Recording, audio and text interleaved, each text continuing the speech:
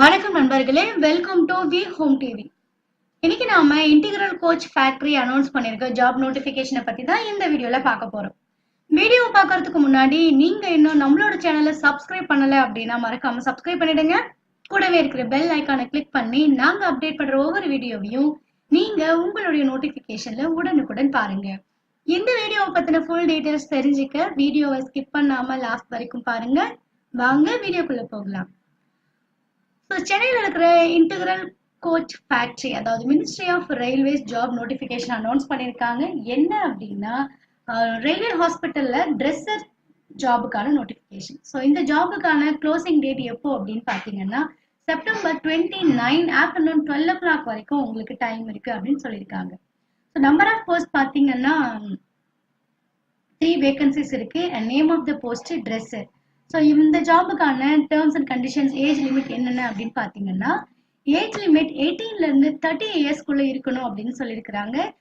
இது வந்து 2019, அதாவது கம்மிங் ஜனவரி மந்த் வரைக்கும் இந்த ஏஜ் லிமிட் இருக்கலாம் அப்படின்னு சொல்லியிருக்காங்க.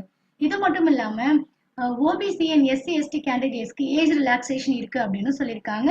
குவாலிஃபிகேஷன் பார்த்தீங்கன்னா நீங்க 10th பாஸ் பண்ணியிருந்தாலே போதுமானது. ஸோ இது மட்டும் இல்லை அப்படின்னா நீங்க இந்த ட்ரெஸ்ஸிங் சம்பந்தமான டிப்ளமா கோர்சஸ் ஏதாவது பண்ணிருந்தீங்க அப்படின்னா அந்த கோர்சஸும் இந்த ஜாபுக்கு எலிஜிபிள் அப்படின்னு சொல்லியிருக்காங்க.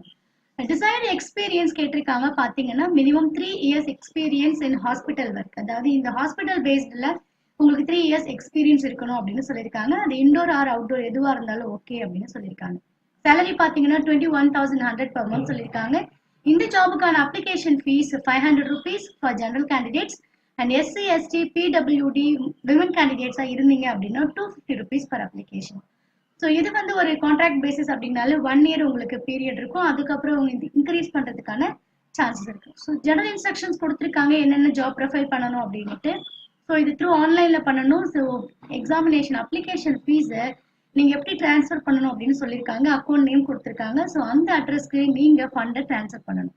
இது மட்டும் இல்லாம உங்களுடைய educational qualification, experience certificate, community certificate, உங்களோட recent photograph, bank transaction slip, இது எல்லாமே நீங்க அப்லோட் பண்ணணும் அப்படின்னு சொல்லியிருக்காங்க.